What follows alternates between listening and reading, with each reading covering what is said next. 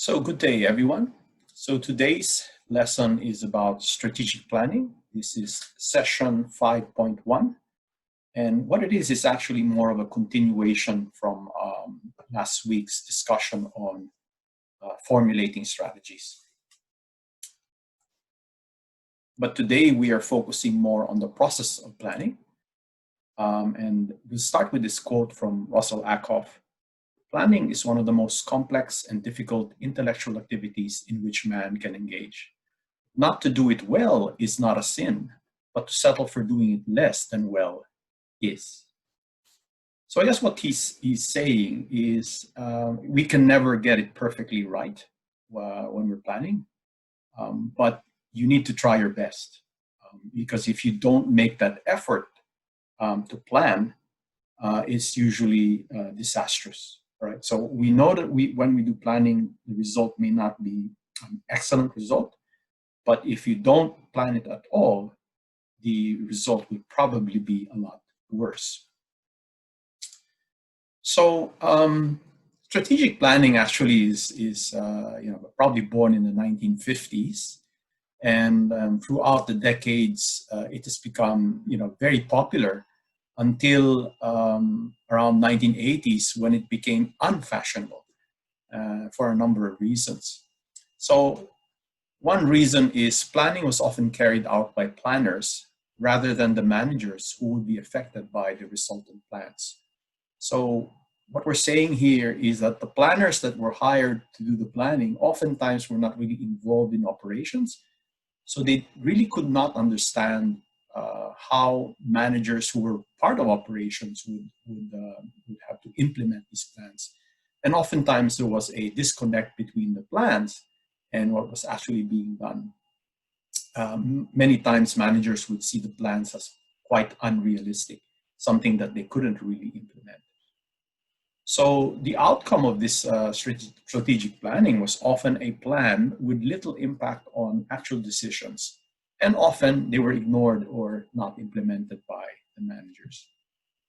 The planning techniques used were criticized primarily because of the way in which they were used. So in other words, a lot of them would use a planning technique and maybe they wouldn't perform it properly or they wouldn't implement it properly. And therefore, the resultant outcomes were often unrealistic. So an example of this would be a SWOT analysis. And I remember this as a practitioner. When we would put up a SWOT analysis, we would list down our strengths, list down our weaknesses, look at the opportunities, look at the threats. But oftentimes, we put that on the wall, listed everything down, but our strategies were often not really relevant to that analysis. So there was a disconnect between the actual strategies being done and the analysis of the environment. The other thing about strategic planning is oftentimes, they were conducted by planners. Oftentimes these planners would come from outside of the company and were not aware of the organizational culture within the company. And, that was completely ignored, the organizational culture. Sometimes the plans that were laid out were not appropriate for the organizational culture. And a lot of times total quality management was actually not really considered and was left out in the plans. So in other words, sometimes all you really need to do is follow the same path, but just be better at doing things, be more efficient. And that was oftentimes ignored. And the plans were often made that were very, very lofty, or perhaps the aims and the goals were just too far out and that were not realistic to the people being affected by it. So the other thing that I want to point out is, when you go through the process of strategic planning, oftentimes it's a once a year event for the company.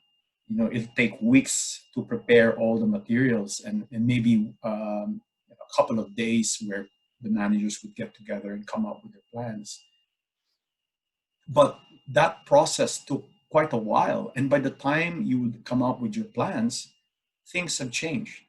Your competitor has done something different. And therefore, the plans that you were making previously became obsolete. So that's part of the reason why strategic planning has sort of become less and less fashionable, or in other words, people do less and less of it. However, what's been really important, and people have been emphasizing this, experts have been emphasizing, is strategic thinking. So what we're saying is you have a plan, but if something new comes up, you can adjust the plan. And you need to be making decisions on the fly, but still thinking about the strategic impact of the decisions you're making. So 5, 10 years down the line. So this slide just shows us what happens sometimes, and we come up with an objective, which is represented by this dashed line here, where we're trying to achieve sales or profits, for example, up to this level, very fast growth, as you can see. So we come up with plans that are often trying to meet these objectives. And you can see from this line, maybe we can start from the very bottom.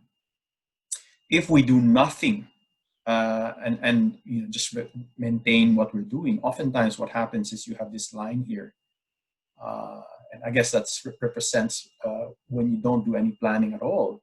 Therefore, there are no real changes made in your actions.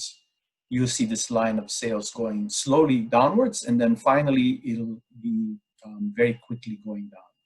I guess one example of this is Nokia. Remember that Nokia really didn't do much to try to counteract the threat from Apple when they came up with the iPhone, the first version of the iPhone.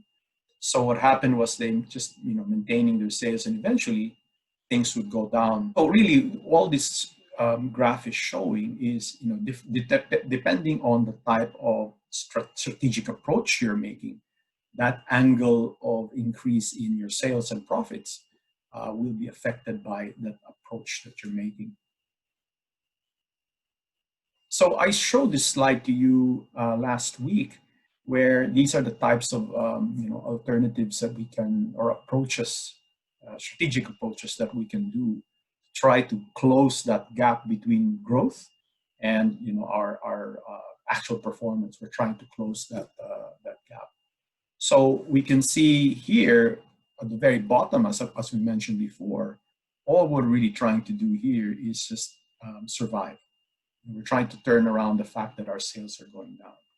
And on the very top here, that's what we call the limited growth alternatives, where we're trying to close that gap very slowly. We're trying to pull up our increase in sales.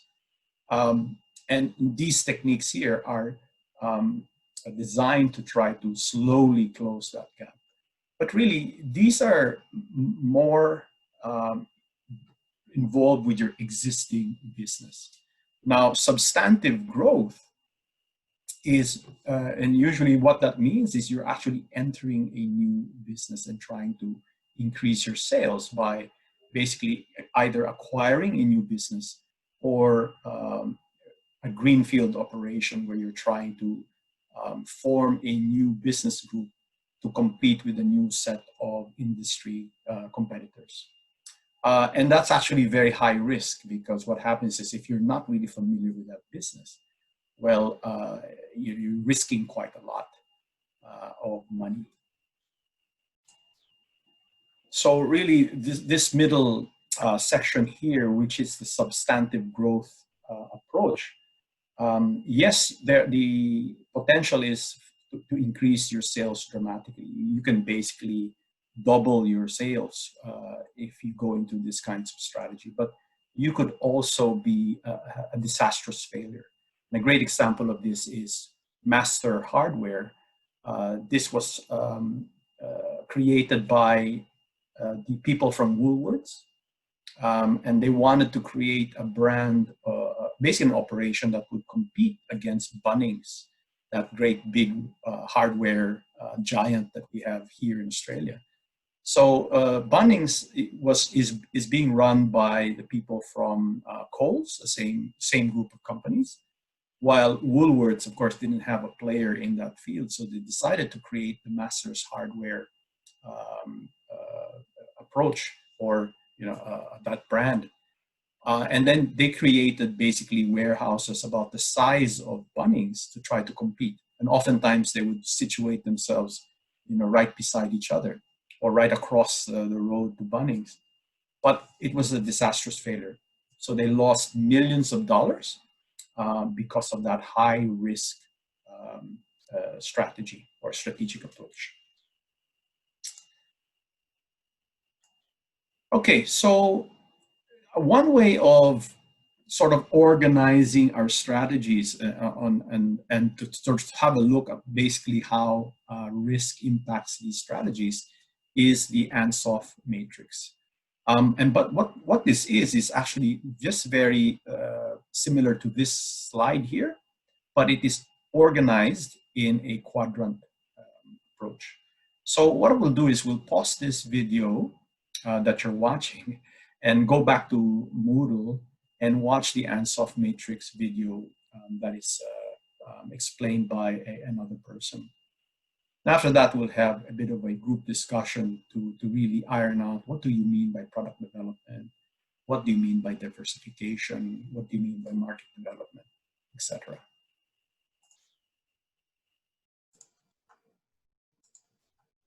So I hope you guys enjoyed that video about the Ansoff matrix. And I think it uses a very good example, which is the Apple company. And you can see how the Apple company has basically been launching new products. But more importantly, they've been diversifying into completely new industries. And in fact, it's rumored that Apple is wanting to enter the automobile market by developing perhaps a car with artificial intelligence. And as the video explained, you could see that the risk increases depending on what type of strategy you're doing. So for Apple, diversifying into completely new industry would be the most risky, but it also delivers the best returns, assuming you're successful. Here is an example, and I've showed this slide to you last week about using a TOES analysis to look at the different strategies that Volkswagen as a company can do. And we said there were certain opportunities, like, for example, creating an assembly plant in the United States, which presented some advantages, as mentioned here. Now, each of these action points, the strategic actions, can actually be classified based on the Ansoff model. Okay, so much of these strategies, you will notice, are really market penetration attempts. So they're a bit lower in risk, but the returns also aren't that great. But there is couple of strategies. I think there's one in particular. If they're going to build a plant in the United States, that is considered a higher risk plan than just simply improving, say, their fuel consumption of a product, as we mentioned here. So creating a new plant in the United States would be considered to be market development because it's a completely new market for Volkswagen. And therefore, that is a riskier option for Volkswagen. And then hopefully, of course, the more risk you have, then hopefully the returns are also much better. I wanted to stress that if you have a high risk strategy, but the returns are not expected to be very high, therefore, there is no financial reason for you to adopt that strategy if you're taking so much risk and really the returns aren't that much. Sorry. Okay. Discussing the role of planners and planning. A while ago, we mentioned that strategic planning really isn't very fashionable, formal strategic planning anyway, because again, it takes so much time to do it. And oftentimes, by the time you come up with a plan, things have changed completely. But still, companies try to do planning, and they oftentimes hire what we call strategic planners to join in the planning. However, much of these planners, what they do is they facilitate the planning. So as mentioned here, managers, especially those involved in operations, are involved in providing input to the planning. And the planners are simply there to sort of facilitate the process.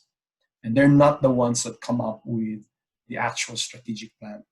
What they do oftentimes is they support the process by providing information. For example, formalizing ongoing strategic awareness, carrying out a SWOT analysis. That can be done by the planners, but the actual creation of the strategy and the decision on whether to come up or to follow a strategy would be done by the managers within the operation. So our next slide is another model that we could use to sort of analyze our existing strategies. More specifically, the BCG model, which is named after the famous consulting group. What it does is it helps us evaluate the different products that we have. And we classify these products in terms of whether they are question marks, stars, dogs, or cash cows. It follows two dimensions. First is the relative market share. In other words, how much market share does a product have within an industry? And it also looks at the industry and whether that industry is growing quickly or not so quickly. So let's watch this, this video on Moodle, and then we'll have a bit of a discussion and perhaps apply some of these things with examples. Okay, we are back. And after watching that video and having a little bit of discussion, I wanted to point something out. And that video was created in 2016. So many years, some years back anyway. And things may change depending on the situation. And perhaps people are realizing that Apple Watches are actually something very good. And I'm not sure what the growth of the industry is. And I'm not sure how much market share Apple Watch has. But I think we could see that this product might be moving towards the star category by this time. But I also wanted to stress that we can combine this analysis with the previous Ansoff model for Apple, for example, and have a look at, what are the things that Apple is trying to do to gain the next star product. And people again would say that the diversification into cars would be, makes a lot of sense for Apple, using its software expertise to try to develop artificial intelligence for a Apple vehicle. And hopefully with the growth in electric cars, and they say it's growing by about 60%, obviously it's a high market growth rate type of industry. And if Apple can come in and capture huge market share from that, then that would be likely the next star for Apple. So by now, most of you should have already been assigned a company that you're supposed to work on for your assignment.